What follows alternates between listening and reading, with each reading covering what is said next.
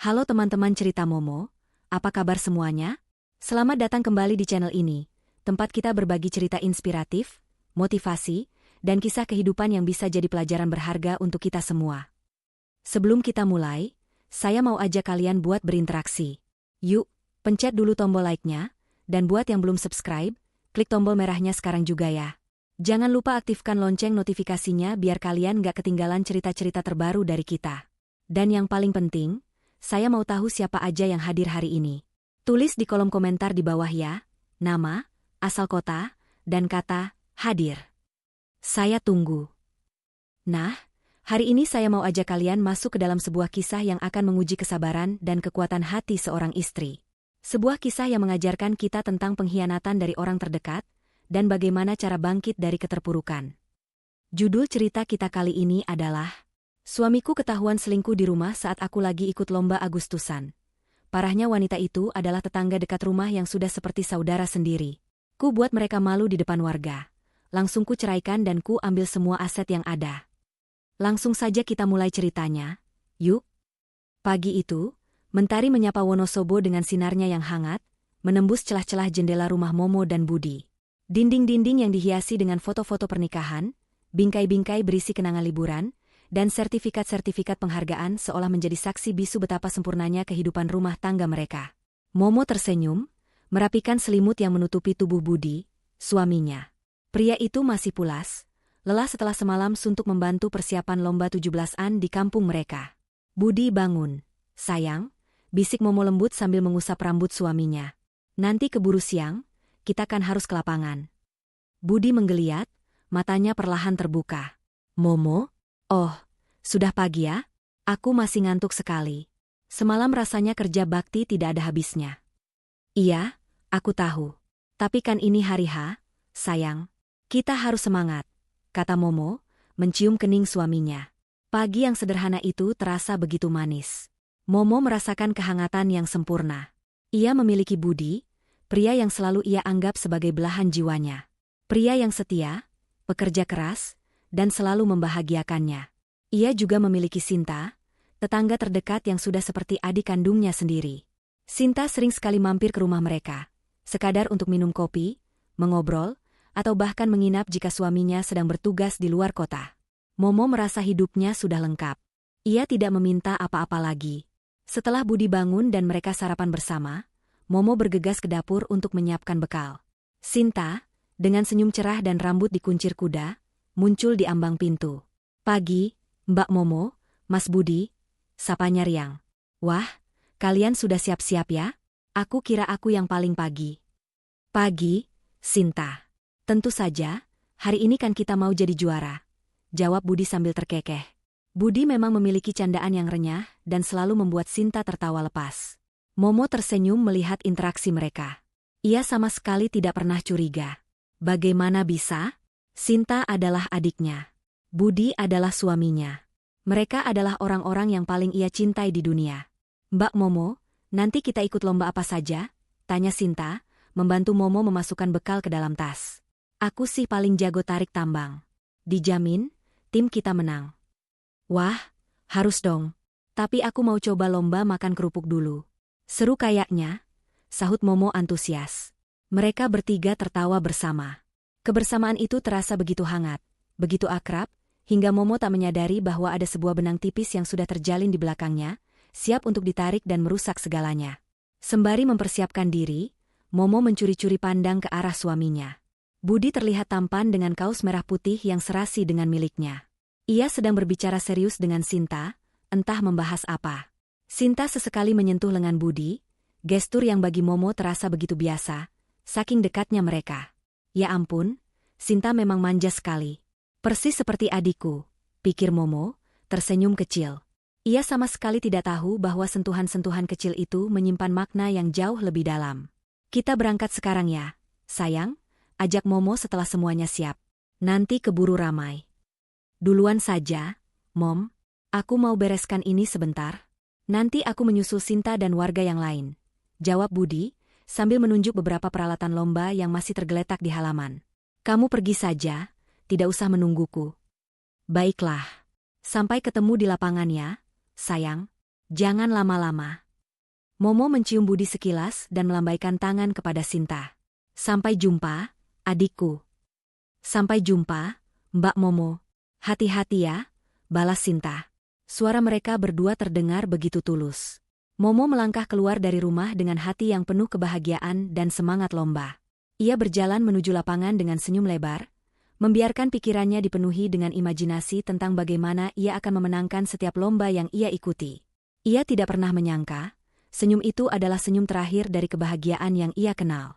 Ia tidak pernah tahu bahwa saat ia sedang berjuang untuk menang di lapangan, ada orang-orang yang ia cintai sedang menciptakan kekalahan paling menyakitkan baginya, di rumah yang ia anggap sebagai surga.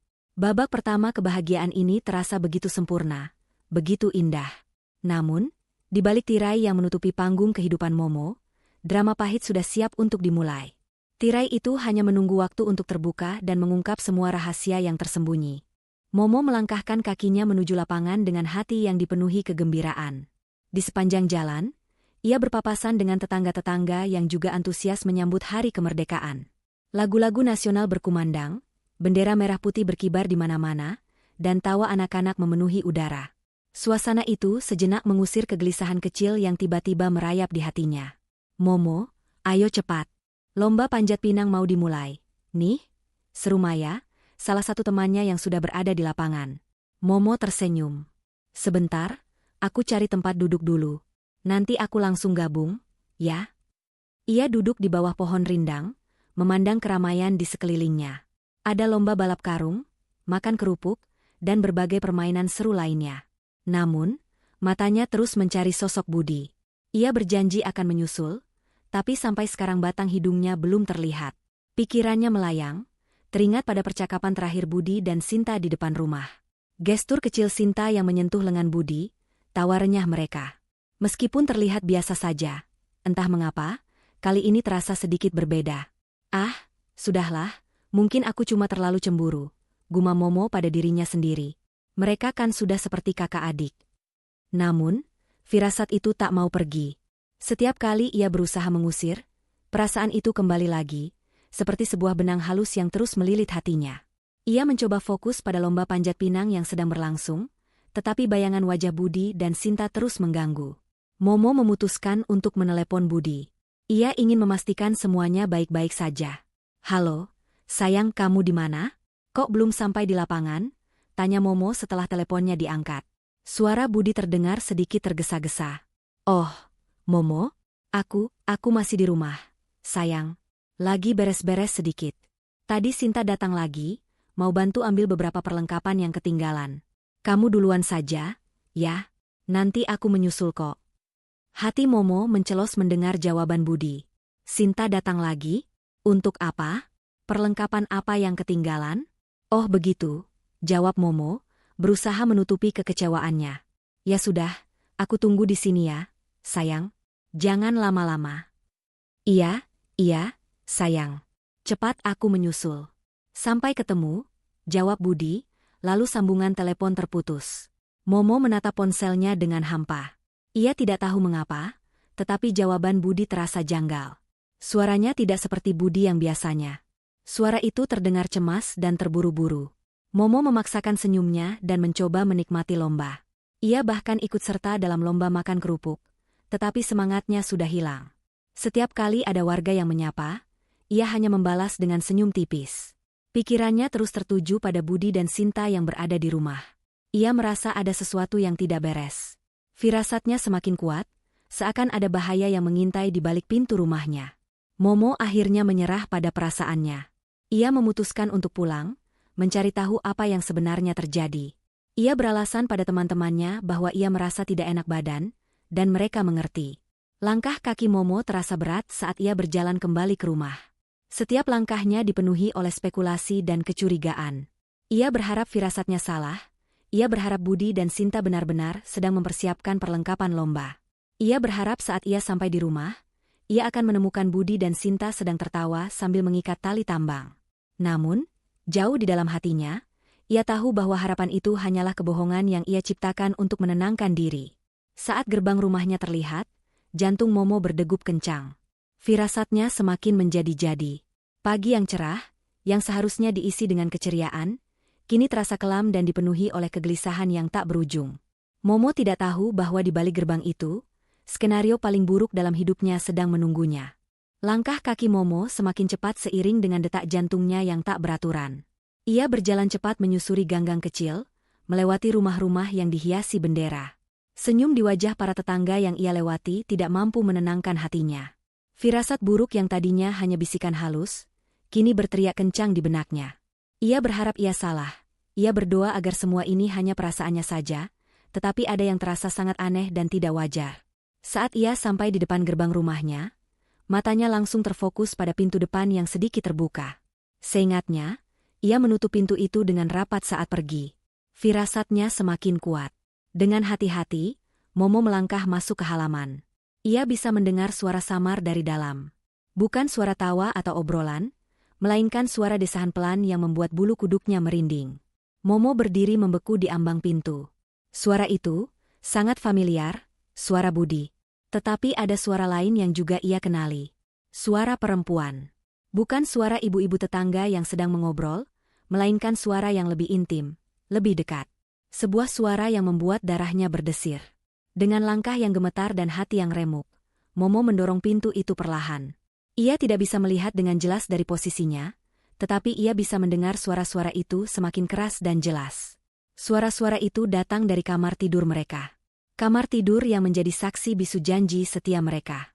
Momo tidak bisa lagi menahan air mata yang sudah menggenang di pelupuk matanya. Ia menutup mulutnya dengan tangan, menahan isak tangis agar tidak terdengar. Sinta pelan-pelan, terdengar suara Budi yang parau. Nanti ada yang dengar. Tenang saja, Mas. Momo sedang sibuk lomba. Tidak akan ada yang tahu, balas suara perempuan itu. Suara yang Momo kenali, suara yang selalu ia anggap seperti adiknya sendiri. Sinta. Dunia Momo runtuh. Kakinya terasa lemas, lututnya tidak mampu lagi menopang tubuhnya. Ia merasakan sakit yang luar biasa di dadanya, seolah ada 1000 jarum yang menusuk hatinya. Momo tidak sanggup mendengar lebih lama lagi. Ia tidak ingin lagi mendengar suara pengkhianatan itu. Dengan sisa-sisa kekuatannya, Momo berlari keluar dari rumah. Ia berlari tanpa tujuan, air mata membasahi wajahnya. Ia tidak tahu harus kemana, atau harus berbuat apa. Di tengah jalan, ia berpapasan dengan warga yang menyapanya. Momo, kok sudah pulang? Nggak lomba lagi? Momo hanya bisa tersenyum masam, menggelengkan kepala, dan terus berlari. Warga yang melihat Momo kebingungan, tidak tahu apa yang sebenarnya terjadi. Mereka hanya melihat seorang wanita yang baru saja mengalami kehancuran yang sangat besar, kehancuran yang tidak pernah mereka bayangkan. Momo terus berlari hingga sampai di sebuah taman sepi. Ia duduk di bangku, menangis sejadi-jadinya. Ia merasa bodoh, buta, dan naif. Ia telah memberikan kepercayaannya pada 2 orang yang paling ia cintai, dan mereka menginjak-injaknya tanpa ragu. Ia mengutuk dirinya sendiri, karena tidak menyadari firasat yang sudah berkali-kali datang. Ia mengutuk kebodohannya yang menganggap Sinta seperti adik. Padahal Sinta adalah serigala berbulu domba yang siap menerkam kapan saja. Air mata Momo sudah mengering, tetapi hatinya terasa hancur berkeping-keping. Setelah duduk terdiam di taman, ia menyadari bahwa ia tidak bisa terus-terusan melarikan diri. Ia harus menghadapi kenyataan pahit itu, ia harus kembali ke rumah dan mengonfrontasi mereka. Rasa sakit itu kini berubah menjadi kemarahan yang membara, memicu semangat perlawanan di dalam dirinya. Ini bukan lagi tentang kesedihan, melainkan tentang keadilan. Dengan langkah yang tegap dan mata yang memancarkan tekad, Momo kembali ke rumah. Ia tidak lagi terburu-buru, ia tidak lagi gemetar. Ia berjalan dengan penuh keberanian, seolah-olah ia adalah ratu yang akan menghukum pengkhianat di istananya sendiri. Gerbang yang tadi terasa seperti pintu neraka, kini ia lewati dengan kepala tegak. Pintu yang sedikit terbuka, ia dorong dengan kuat, menimbulkan suara decitan yang memecah kesunyian. Di dalam, Budi dan Sinta terkejut. Mereka berdua terdiam, wajah mereka pucat pasi, menatap Momo yang berdiri di ambang pintu kamar. Mereka berdua masih di kamar tidur. Kaos merah putih yang dikenakan Budi sudah tidak serapih saat mereka sarapan pagi. Rambut Sinta yang tadinya dikuncir kuda kini terurai berantakan. Mereka tidak bisa lagi mengelak. Bukti sudah ada di depan mata. Momo. Sayang, kata Budi, suaranya gemetar. Ia mencoba mendekat, tetapi Momo mengangkat tangannya, mengisyaratkan agar Budi tidak bergerak. Jangan sentuh aku, ucap Momo, suaranya dingin, tanpa emosi. Satu sentuhan dari tanganmu itu membuatku muak. Sinta, yang tadinya bersembunyi di balik tubuh Budi, kini memberanikan diri untuk berbicara. Mbak Momo, ini tidak seperti yang Mbak pikirkan. Tawa Momo pecah, tawa yang terdengar hampa dan penuh kepahitan. Tidak seperti yang aku pikirkan? Lalu seperti apa? Apa aku tidak boleh berpikir kalau kalian berdua berzina di rumahku, di kamar tidurku sendiri, di saat aku sedang berjuang untuk membanggakan kalian di lomba Agustusan? Apa aku salah, Sinta? Sinta terdiam, air mata mulai mengalir di pipinya. Budi menundukkan kepalanya, tidak berani menatap mata Momo. Keheningan yang mencekam itu berlangsung selama beberapa detik, sebelum Momo kembali berbicara. Tadi, aku mendengar semuanya. Suara kalian, suaramu Budi, dan suaramu Sinta, yang sudah kuanggap seperti adikku sendiri. Aku mendengarnya dengan jelas, dan itu adalah suara pengkhianatan yang paling menyakitkan yang pernah kudengar. Kata Momo, suaranya kini mulai bergetar karena menahan amarah. Kalian berdua benar-benar jahat. Ya, kalian mengkhianatiku dengan cara yang paling kejam. Budi mengangkat kepalanya. Momo, maafkan aku. Aku tidak tahu harus bilang apa. Aku hilaf. Momo menggelengkan kepalanya. Hilaf? Hilaf itu kalau kamu tidak sengaja jatuh terpeleset. Budi, ini namanya pengkhianatan. Dan Sinta, kau adalah orang yang paling kupercaya. Kau sudah seperti adikku. Tapi apa yang kau lakukan? Kau menusukku dari belakang. Momo tidak bisa lagi menahan amarahnya. Ia mengambil beberapa barang pribadi Budi dan Sinta yang tergeletak di lantai, dan melemparkannya ke arah mereka. Kalian berdua, keluar dari rumahku sekarang juga. Teriak Momo. Kalian tidak pantas berada di sini. Keluar. Budi dan Sinta terkejut dengan amarah Momo yang meledak-ledak. Mereka berdua ketakutan. Mereka tahu bahwa ini bukan Momo yang biasanya. Ini adalah Momo yang telah hancur, dan siap untuk membalas dendam. Mereka berdua keluar dari kamar tidur, meninggalkan Momo yang berdiri sendiri di tengah kekacauan, dengan hati yang remuk, tetapi dengan tekad yang membara untuk membalaskan dendamnya. Momo berdiri sendiri di tengah kekacauan kamar. Air matanya sudah kering, tetapi hatinya masih dipenuhi oleh badai emosi. Ia melihat sekeliling, pada foto-foto pernikahan yang terpajang di dinding, pada bantal-bantal yang masih berbau parfum Budi, pada semua barang yang menjadi saksi bisu kebahagiaan palsu mereka. Di luar, suara Budi dan Sinta yang berbisik-bisik terdengar samar. Mereka pasti sedang ketakutan, bingung, dan mencoba mencari alasan untuk membela diri. Tiba-tiba, sebuah ide muncul di benak Momo. Ide yang dingin, kejam, tetapi terasa sangat memuaskan. Ia tidak akan membiarkan mereka pergi begitu saja. Ia tidak akan membiarkan mereka lolos dari perbuatan mereka. Ini bukan lagi tentang tangisan dan amarah, ini tentang pembalasan yang manis. Momo berjalan keluar dari kamar, menemukan Budi dan Sinta yang masih bersembunyi di sudut ruang tamu. Budi mencoba mendekati Momo, wajahnya penuh penyesalan. Momo, aku mohon, berikan aku kesempatan untuk menjelaskan.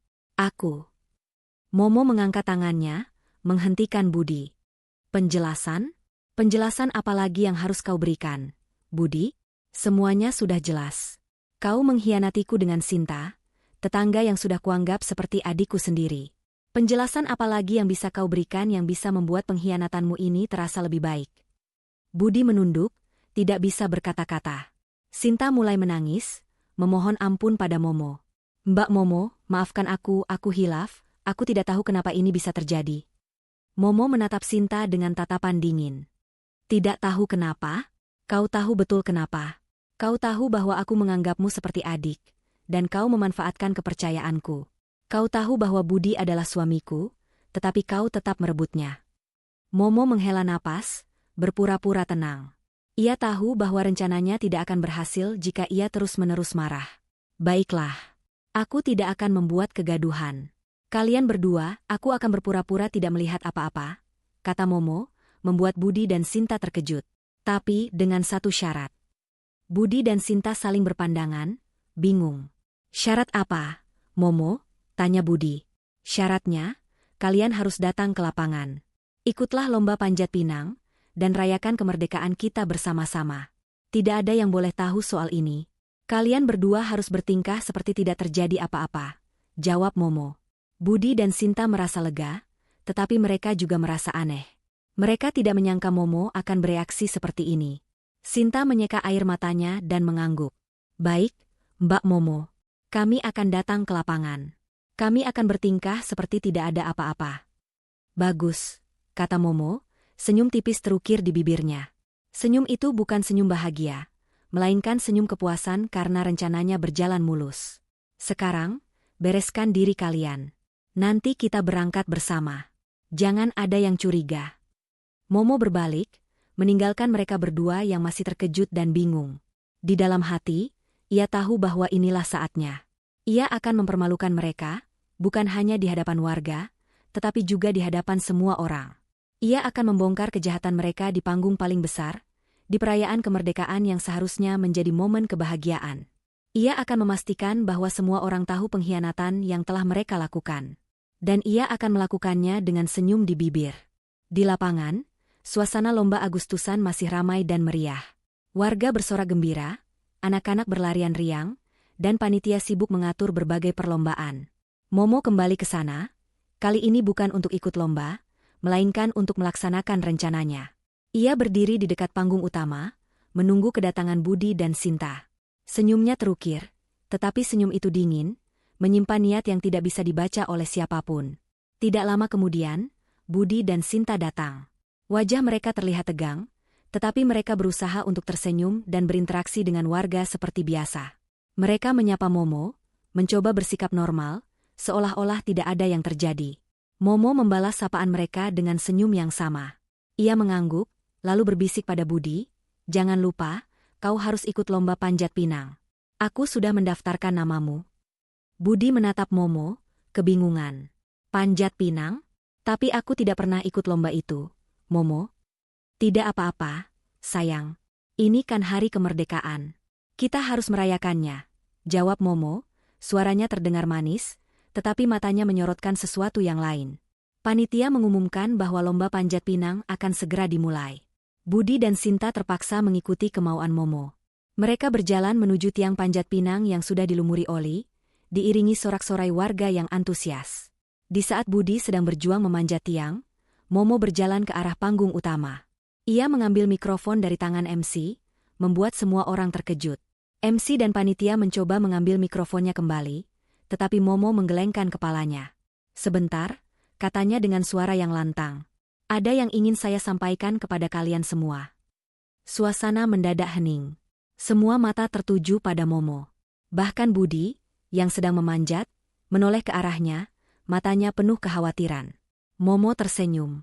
"Ini adalah panggungnya. Saudara-saudara sekalian, para tetangga yang saya hormati," Momo memulai, suaranya bergetar, tetapi ia berusaha keras untuk menguasai diri. "Hari ini, saya ingin merayakan kemerdekaan, tetapi bukan kemerdekaan bangsa kita, melainkan kemerdekaan diri saya sendiri. Hari ini, saya bebas dari sebuah pengkhianatan." Bisik-bisik mulai terdengar dari kerumunan warga. Mereka saling berpandangan, bingung. Budi yang sudah setengah jalan memanjat, kini berhenti, keringat dingin membasahi tubuhnya. Sinta yang berdiri di bawah, wajahnya pucat pasi. "Mungkin kalian semua mengenal Budi, suami saya," kata Momo, menunjuk ke arah Budi yang masih menggantung di tiang.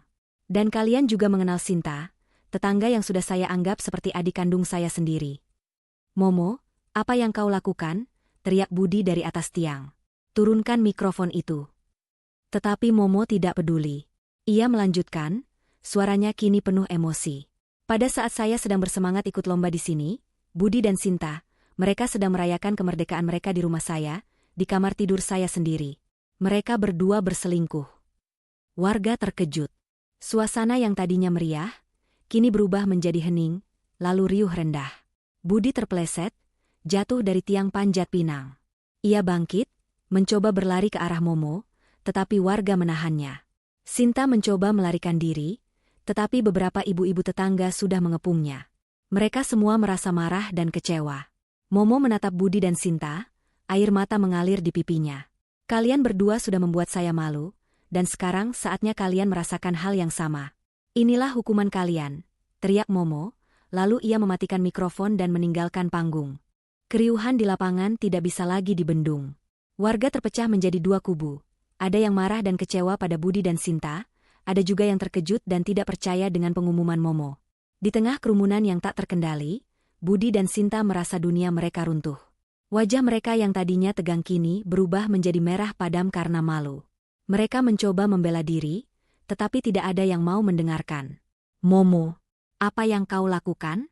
Jangan mempermalukan kami," teriak Budi, mencoba melepaskan diri dari pegangan beberapa bapak-bapak yang menahannya.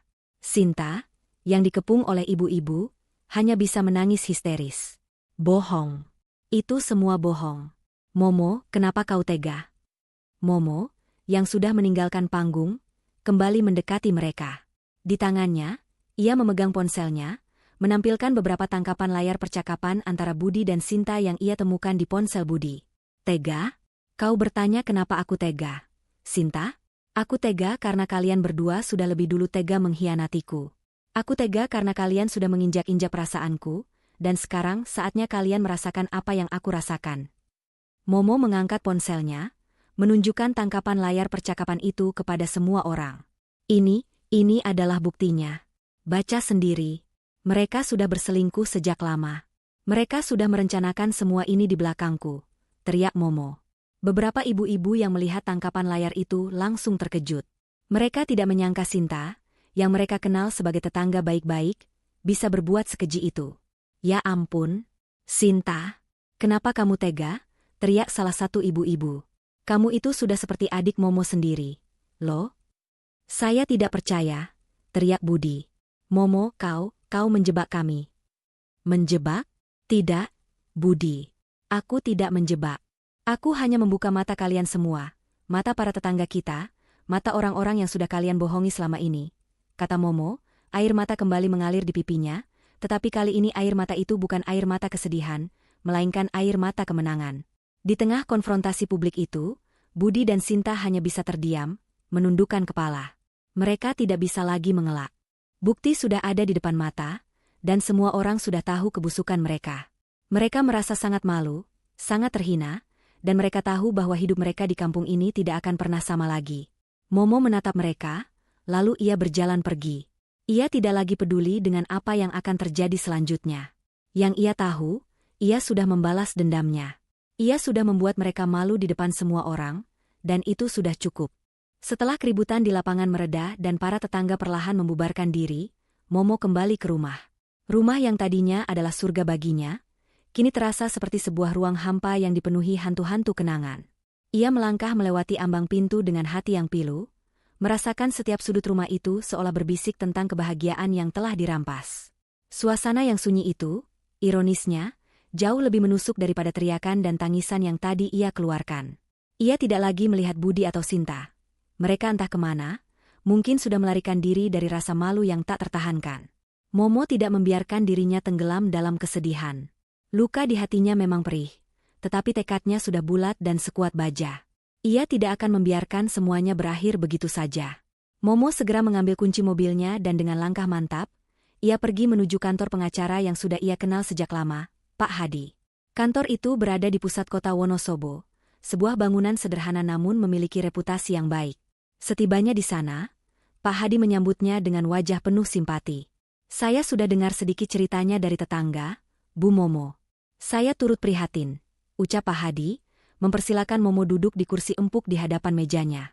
Momo menghela napas panjang, berusaha menahan emosinya. "Saya ingin bercerai, Pak Hadi," kata Momo dengan suara mantap, walau matanya masih memancarkan kesedihan.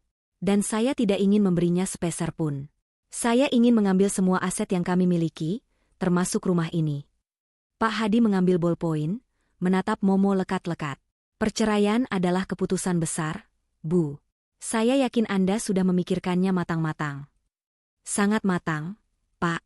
Ini bukan lagi tentang cinta atau rumah tangga. Ini tentang martabat dan keadilan," jawab Momo. Ia lalu menceritakan semua yang terjadi secara detail, dari firasatnya, suara yang ia dengar, hingga konfrontasi di lapangan. Ia menunjukkan semua bukti tangkapan layar percakapan mesra antara Budi dan Sinta yang berhasil ia dapatkan dari ponsel Budi sebelum ia kabur, serta kesaksian dari para tetangga yang sudah ia kumpulkan di tengah keributan. Pak Hadi mendengarkan dengan seksama, sesekali mengangguk dan mencatat. "Dengan bukti yang ada, kita punya dasar yang sangat kuat, Bu. Pengkhianatan ini bisa jadi alasan utama dalam proses perceraian. Pengadilan akan memandang ini sebagai pelanggaran berat dalam pernikahan. Momo merasa sedikit lega. Ia tidak ingin lagi berbagi apapun dengan Budi. Rumah yang ia tempati saat ini, mobil, tabungan, bahkan perabotan di dalamnya, semuanya adalah hasil kerja kerasnya selama ini. Ia tidak akan membiarkan orang yang telah mengkhianatinya menikmati semua yang ia miliki. Saya ingin memastikan dia tidak dapat apa-apa, Pak. Saya ingin dia keluar dari hidup saya tanpa membawa apa-apa. Saya ingin dia tahu rasanya kehilangan segalanya. Dalam hukum, ada yang namanya harta gono gini, Bu, jelas Pak Hadi. Harta yang didapat selama pernikahan biasanya dibagi dua. Namun, dengan alasan pengkhianatan ini, kita bisa menuntut pembagian yang lebih besar untuk Anda, atau bahkan seluruhnya. Saya akan memastikan itu. Momo mengangguk, matanya berkaca-kaca. Bagaimana dengan Sinta, Pak? Wanita itu? Sinta bisa dikenai pasal perzinahan, Bu. Tetapi itu harus ditindaklanjuti secara terpisah dari perceraian Anda, jawab Pak Hadi dengan tegas. Fokus kita sekarang adalah perceraian Anda dan pengambilan aset-aset yang sah milik Anda. Kita akan mengajukan gugatan secepatnya. Saya akan mengurus semua berkas dan surat-suratnya. Setelah pembicaraan dengan pengacara selesai, Momo pulang ke rumah. Ia duduk di ruang tamu, memandangi sekeliling. Rumah itu sekarang terasa dingin dan asing. Momo tahu bahwa ia harus memulai hidup baru. Ia harus membersihkan semua kenangan buruk yang ada di rumah ini. Dengan tangan gemetar, ia mulai mengemasi barang-barang pribadi Budi. Ia tidak lagi merasakan amarah, hanya rasa hampa yang menusuk. Ia memasukkan semua barang Budi ke dalam beberapa kardus, lalu menaruhnya di depan pintu. Ia tidak ingin lagi melihat apapun yang berhubungan dengan Budi. Di tengah kesibukan mengemas, ponsel Momo berdering. Itu nomor Budi. Momo ragu-ragu, tetapi akhirnya ia mengangkatnya. Halo? Momo, aku mohon jangan lakukan ini. Kita bisa bicarakan baik-baik. Suara Budi terdengar memohon dan panik. Aku tahu aku salah. Sayang, aku hilaf. Sinta yang duluan merayuku, aku tidak tahu kenapa bisa begini. Momo tertawa hampa. Kau masih mencoba menipu. Budi, kau masih mencoba menyalahkan orang lain? Kau sudah kehilangan aku sejak kau memilih Sinta. Kau sudah memutuskan semua janji kita saat kau berbaring dengan wanita lain di kamar tidur kita. Tidak, Momo, aku tidak mau kehilanganmu. Aku janji akan berubah. Aku akan putus dengan Sinta. Aku akan. Terlambat, potong Momo dingin. Aku sudah menunjuk pengacara, Budi. Proses perceraian sudah berjalan. Dan aku akan mengambil semua yang ada. Termasuk rumah ini. Jadi, jangan pernah kembali lagi. Dan jangan pernah hubungi aku lagi. Momo, jangan begitu. Itu rumah kita bersama, teriak Budi. Rumah kita? Tidak, Budi. Rumah ini dibeli dengan uangku, dengan keringatku. Kau lupa? Saat itu kau sedang tidak bekerja, dan aku yang menanggung semuanya. Kau hanya memanfaatkanku. Sekarang, kau harus keluar dari hidupku dan keluar dari rumahku, kata Momo, lalu ia mematikan teleponnya. Momo merasa lebih kuat dari sebelumnya. Ia tahu bahwa ia telah membuat keputusan yang benar. Ia tidak lagi rapuh, tidak lagi sedih. Ia adalah wanita yang kuat, wanita yang berani, dan wanita yang siap untuk memulai hidup baru. Ia akan membuktikan pada dirinya sendiri dan pada semua orang, bahwa ia bisa bangkit dari kehancuran ini. Ia akan menjadi Momo yang baru, Momo yang lebih kuat. Hari-hari setelah perceraian terasa seperti mimpi buruk yang perlahan memudar. Proses hukum berjalan cepat berkat bukti-bukti kuat yang disajikan oleh Pak Hadi. Pengadilan memutuskan bahwa Momo berhak atas semua harta Gonogini, termasuk rumah dan aset lainnya, karena Budi terbukti melakukan pengkhianatan berat. Keputusan itu tidak hanya mengembalikan apa yang menjadi haknya, tetapi juga memberikan validasi atas rasa sakit yang ia rasakan. Budi, yang kini diusir dari rumah dan kehilangan segalanya, tidak punya pilihan selain menerima putusan itu dengan kepala tertunduk malu. Sementara itu, Sinta menghilang entah kemana. Mungkin pindah ke kota lain untuk menghindari cibiran dan tatapan sinis dari warga. Momo berdiri di depan pintu rumahnya, yang kini sepenuhnya menjadi miliknya. Ia menarik napas dalam-dalam, merasakan udara pagi yang segar. Tidak ada lagi jejak Budi atau Sinta di sana. Semua barang-barang pribadi Budi sudah ia kirimkan, dan Momo memutuskan untuk merombak total isi rumah. Ia mengecat ulang dinding, mengganti perabotan, dan menyingkirkan semua hal yang mengingatkannya pada masa lalu. Setiap goresan kuas di dinding, setiap perabotan baru yang ia letakkan, terasa seperti sebuah ritual pembersihan, sebuah cara untuk menyembuhkan luka batinnya. "Momo, butuh bantuan?" tanya Maya, teman baiknya, yang datang membawa beberapa pot tanaman hias. "Wah, Maya, tentu saja. Kamu datang di saat yang tepat," sambut Momo dengan senyum tulus. "Aku ingin membuat rumah ini terasa baru." "Benar-benar baru?" Maya tersenyum. "Aku tahu. Tapi aku senang melihatmu kembali bersemangat. Kamu sudah melewati masa yang sangat sulit. Momo, kamu wanita yang kuat." Momo menghela napas. "Dulu, aku pikir duniaku sudah hancur. Tapi ternyata, dunia itu hanya sementara. Dunia yang sesungguhnya baru dimulai sekarang." Momo tidak hanya merombak rumah, tetapi juga merombak dirinya. Ia mulai kembali melakukan hobinya yang dulu sempat ia lupakan, berkebun dan melukis. Kebun di belakang rumahnya kini dipenuhi dengan bunga-bunga cantik yang mekar. Kanvas-kanvasnya dipenuhi dengan lukisan-lukisan penuh warna, meluapkan semua emosi yang selama ini ia pendam. Lukisan-lukisan itu bukan lagi tentang kesedihan, melainkan tentang harapan, kebebasan, dan kekuatan. Suatu sore, saat Momo sedang asyik merawat kebunnya, ada seorang warga yang datang. Itu adalah Bu RT, seorang wanita parubaya yang sangat dihormati di kampung. Bu RT duduk di teras, memandangi kebun Momo. "Momo, saya bangga sama kamu," kata Bu RT, suaranya lembut. "Saya tahu, tidak mudah melalui semua ini. Tapi kamu buktikan bahwa kamu lebih dari sekadar korban. Kamu adalah seorang pejuang." "Terima kasih, Bu RT," jawab Momo, matanya berkaca-kaca. "Awalnya saya tidak tahu harus berbuat apa. Tapi saya sadar, saya harus bangkit. Tidak ada gunanya terus-menerus meratapi nasib." Bu RT tersenyum. "Benar. Banyak ibu-ibu di sini yang salut sama kamu, Momo. Kamu adalah inspirasi bagi kami semua. Kamu menunjukkan bahwa wanita tidak boleh lemah, tidak boleh diam saat hak-haknya dirampas." Momo merasa sangat terharu. Ia tidak menyangka bahwa tindakannya akan memberikan dampak yang begitu besar bagi orang lain. Ia hanya ingin mendapatkan kembali kehidupannya, tetapi ternyata ia juga telah memberikan harapan bagi banyak wanita di sekitarnya. Seiring berjalannya waktu, Momo mulai membuka bisnis kecil-kecilan. Ia menjual hasil kebunnya dan lukisan-lukisannya secara online. Bisnisnya berkembang pesat. Pesanan datang dari berbagai kota. Momo tidak lagi membutuhkan Budi untuk menopang hidupnya. Ia kini mandiri, sukses, dan bahagia.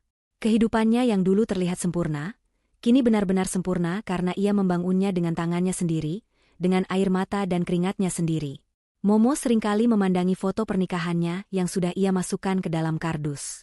Bukan karena ia masih mencintai Budi, melainkan untuk mengingatkan dirinya sendiri. Mengingatkan bahwa di balik kegelapan, selalu ada cahaya. Di balik kehancuran, selalu ada kesempatan untuk membangun kembali. Momo tahu bahwa ia telah membuat keputusan yang benar. Ia telah melepaskan belenggu yang memenjarakannya, dan kini ia terbang bebas, menatap masa depan yang cerah dan penuh harapan. Ia kini hidup bahagia dan damai. Semua warga mendukungnya dan menghargai keberaniannya. Momo menyadari bahwa kebahagiaan sejati berasal dari kekuatan diri sendiri, bukan dari hubungan yang beracun. Cerita berakhir dengan Momo yang sukses dan menginspirasi banyak orang. 5 tahun telah berlalu sejak hari yang mengubah segalanya. Wonosobo masih sama, dengan udara dingin yang menusuk kulit di pagi hari dan aroma tembakau yang khas di musim kemarau. Namun, bagi Momo, dunia terasa sangat berbeda. Rumah yang dulu menjadi saksi kebahagiaan dan kehancuran, kini menjadi istananya. Sebuah tempat di mana ia menemukan kedamaian, kekuatan, dan jati diri yang sesungguhnya. Dinding yang dulu dicat ulang untuk menghapus kenangan pahit, kini dipenuhi dengan lukisan-lukisan karyanya sendiri. Lukisan-lukisan itu bukan lagi tentang kesedihan, melainkan tentang pemandangan pegunungan, wajah-wajah bahagia para tetangga, dan lukisan abstrak yang meluapkan kebahagiaan. Hidup Momo tidak lagi berputar pada Budi atau Sinta. Mereka berdua sudah menjadi bayang-bayang masa lalu yang bahkan tidak lagi menyisakan rasa sakit. Bisnis kerajinan tangan dan lukisan online-nya berkembang pesat. Ia bahkan sudah memiliki 3 orang karyawan yang membantunya memenuhi pesanan dari berbagai kota. Momo, yang dulu hanya seorang ibu rumah tangga, kini menjadi pengusaha sukses. Ia tidak pernah menyangka bahwa badai yang menghancurkan rumah tangganya justru menjadi pupuk bagi kesuksesannya. Suatu pagi, Saat ia sedang asyik memetik bunga-bunga di kebunnya, ia mendengar suara motor yang familiar berhenti di depan rumahnya. Jantungnya tidak berdebar, tidak ada lagi rasa sakit atau marah, hanya rasa penasaran yang tipis. Ia berjalan ke depan gerbang, dan pemandangan yang ia lihat membuatnya sedikit terkejut. Budi, mantan suaminya, berdiri di sana. Ia tidak lagi gagah seperti dulu. Rambutnya memutih di beberapa bagian, wajahnya terlihat kusam dan penuh keriput, dan tatapan matanya kosong. Pakaian yang dikenakannya pun terlihat lusuh, bukan lagi kaos mahal yang dulu sering ia pakai. Momo. Panggil Budi, suaranya parau. Momo hanya menatapnya, tanpa ekspresi. Ada apa? Tanyanya datar. Budi terlihat ragu-ragu. Aku mau minta maaf. Aku tahu sudah terlambat. Tapi aku menyesal. Momo menghela napas. Penyesalanmu tidak akan mengubah apapun, Budi. 5 tahun sudah berlalu. Budi menundukkan kepalanya. Aku tahu.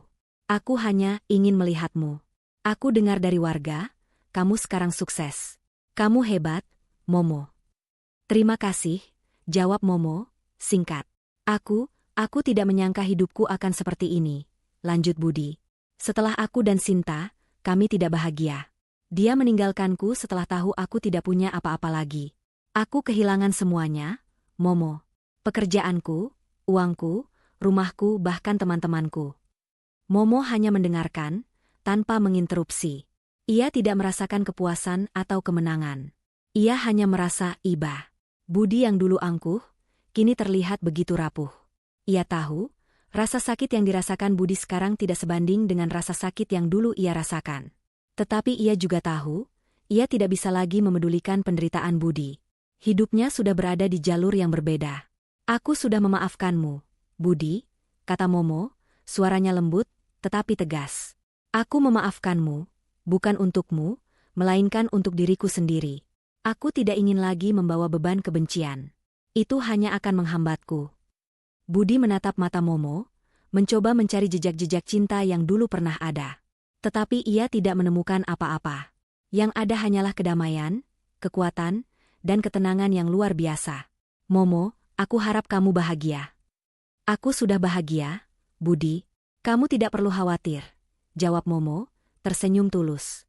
Senyum itu tidak lagi manis, melainkan senyum seorang pemenang, seorang wanita yang telah menemukan jati dirinya. Sekarang, pergilah. Aku tidak ingin lagi melihatmu.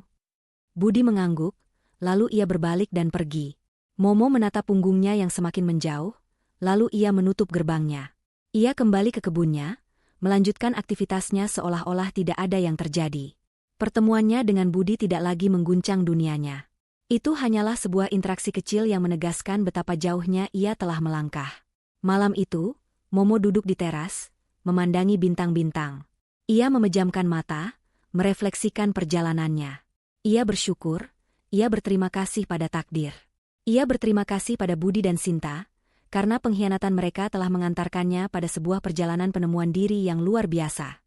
Ia menyadari, kebahagiaan sejati tidak datang dari orang lain, melainkan dari dalam dirinya sendiri. Kebahagiaan sejati bukanlah tentang pernikahan yang sempurna, melainkan tentang cinta pada diri sendiri, keberanian untuk bangkit, dan tekad untuk hidup sesuai dengan keinginan hati. Cerita Momo bukanlah tentang wanita yang hancur karena diselingkuhi.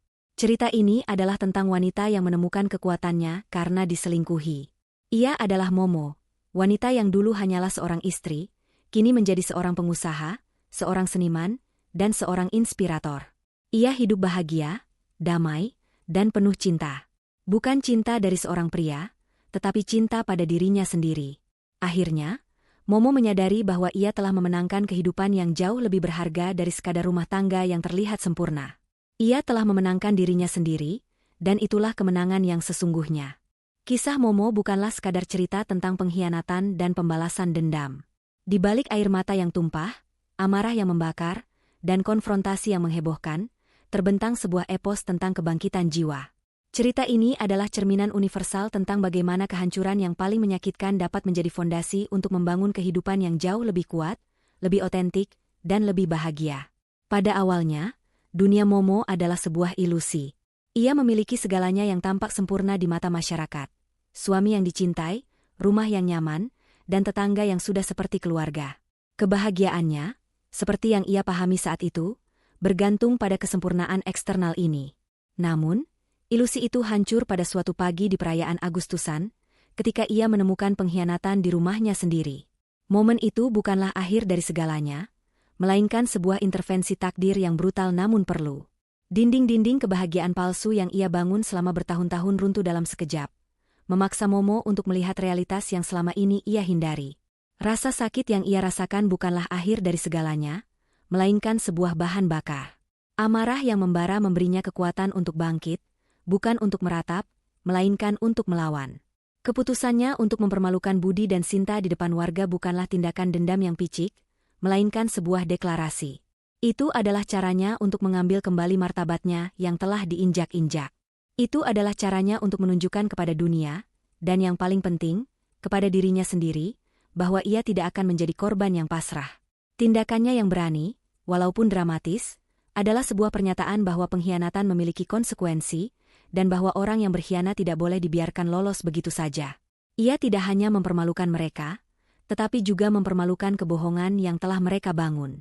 Setelah tirai drama itu turun, Momo memasuki babak paling sulit dalam hidupnya, babak pemulihan.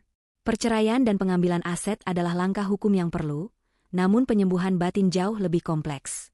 Momo tidak hanya kehilangan suami dan sahabatnya, tetapi juga identitasnya sebagai istri dan anggota keluarga yang utuh. Disinilah letak kemenangan sejati Momo. Ia tidak mencari cinta baru untuk mengisi kekosongan, ia tidak mencari validasi dari orang lain. Sebaliknya, ia memilih untuk membangun kembali dirinya dari nol. Ia mulai merombak rumahnya, yang menjadi metafora untuk merombak jiwanya. Setiap lukisan yang ia ciptakan adalah ekspresi emosi yang selama ini terpendam. Setiap bunga yang ia tanam di kebunnya adalah simbol harapan baru yang tumbuh dari tanah yang tandus. Bisnis yang ia rintis bukan sekadar cara untuk mencari uang, tetapi sebuah cara untuk menemukan tujuan hidup. Melalui proses ini, Momo menemukan kekuatannya yang sesungguhnya. Kekuatan untuk mandiri, untuk menciptakan kebahagiaannya sendiri, dan untuk mencintai dirinya sendiri. Ia menyadari bahwa kebahagiaan bukanlah sesuatu yang diberikan oleh orang lain, melainkan sesuatu yang ia ciptakan dengan tangannya sendiri. Pertemuan kembali dengan Budi 5 tahun kemudian adalah sebuah ujian akhir. Momo tidak lagi merasakan amarah, tidak ada lagi dendam. Ia merasakan iba. Mengapa? Karena ia telah melihat kebenaran yang tak bisa dilihat Budi. Budi tidak pernah kehilangan Momo, tetapi ia kehilangan dirinya sendiri. Ia kehilangan kehormatannya, martabatnya, dan harga dirinya. Sinta, yang dulu menjadi penyebab kehancuran, juga telah meninggalkannya, membuktikan bahwa cinta yang dibangun di atas pengkhianatan tidak akan pernah langgeng. Kehidupan Budi yang porak-poranda bukanlah hasil dari pembalasan dendam Momo, melainkan hasil dari pilihan-pilihan buruk yang ia ambil. Momo memaafkan Budi, tetapi bukan untuk Budi. Ia memaafkan untuk dirinya sendiri. Dengan melepaskan kebencian, ia melepaskan satu-satunya belenggu yang masih mengikatnya dengan masa lalu yang kelam. Pengampunan itu adalah bab terakhir dari proses penyembuhannya. Ia kini benar-benar bebas. Kisah Momo adalah pengingat yang kuat bagi kita semua, bahwa hidup tidak selalu berjalan sesuai rencana. Pengkhianatan dan rasa sakit adalah bagian tak terhindarkan dari pengalaman manusia. Namun, yang paling penting adalah bagaimana kita meresponsnya. Apakah kita akan membiarkan diri kita hancur? Ataukah kita akan menggunakan kehancuran itu sebagai peluang untuk membangun kembali diri kita menjadi versi yang lebih baik, lebih kuat, dan lebih bijaksana? Momo memilih jalan yang terakhir. Ia adalah seorang pejuang, seorang pengusaha, seorang seniman, dan yang paling penting, seorang wanita yang telah menemukan kebahagiaan yang sesungguhnya. Kebahagiaan yang datang dari dalam, kebahagiaan yang tidak bisa dirampas oleh siapapun. Ia telah memenangkan dirinya sendiri, dan itulah kemenangan yang paling berharga dari semuanya.